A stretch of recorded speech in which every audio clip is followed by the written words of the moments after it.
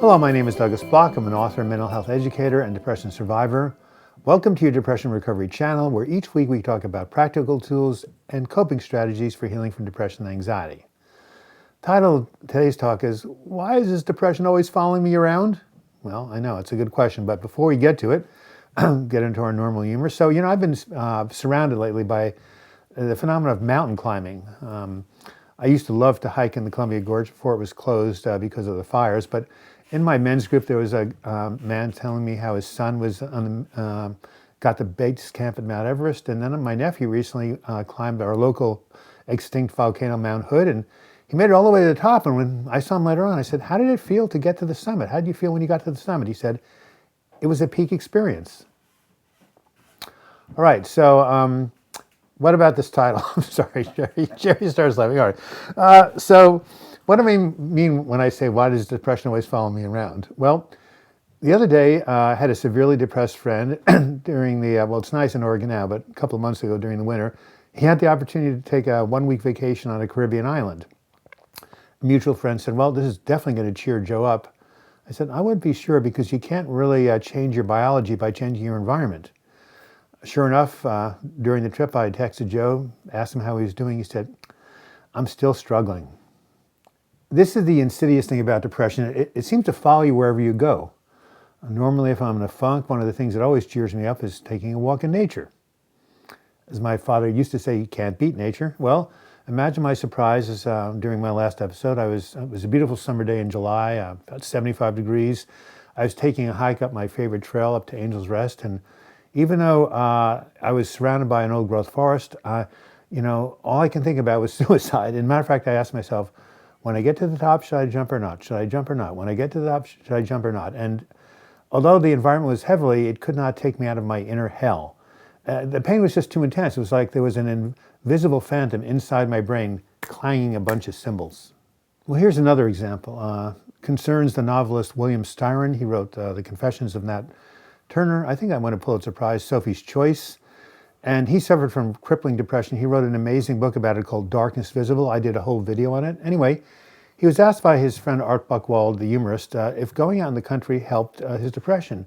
And this is what he said: "It's all the same. You're carrying the thing around with you. It's like a crucifixion.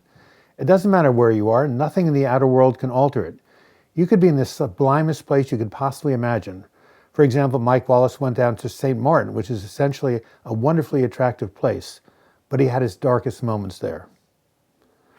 So you can see, as William Styron was saying, it's really hard to escape this depression. It's not like the flu. Okay, if you have the flu, you go to bed or you hang out in bed, you drink some chicken soup, you watch some good videos, in 7 to 10 days, it's going to get better. But depression doesn't get better on its own, and it certainly doesn't get better in bed, because when you're alone in bed, you're, of course, tormented by your thoughts, which are just, oftentimes of oblivion, suicide. So lying in bed and expecting to get better doesn't help. So when I think of depression, I think of it as like a small terrier that's got a hold of your pants and won't let go.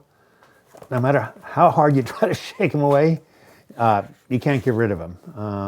Maybe this is why Winston Churchill called his depression the black dog.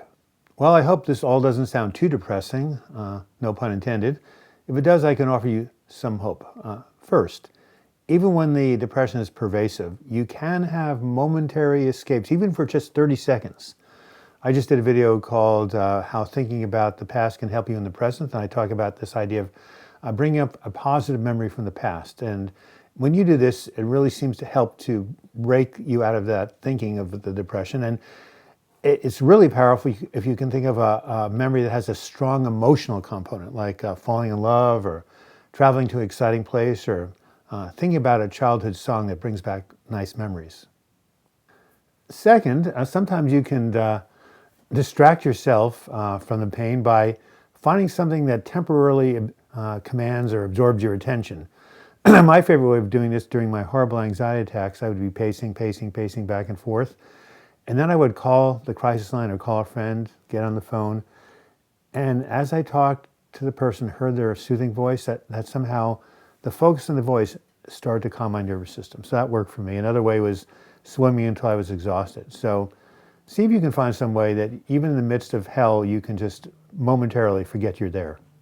Finally, the all-pervasive, all-encompassing kind of depression that I've been talking about in this video only occurs during severe depressive episodes.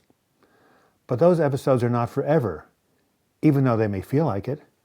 If you can just hang in there, there will eventually come a time when the long night ends and the sun comes up and it's dawn. As I say in many of these videos, this too shall pass, or as Johnny Nash, the wonderful singer, says in his famous song, I Can See Clearly Now.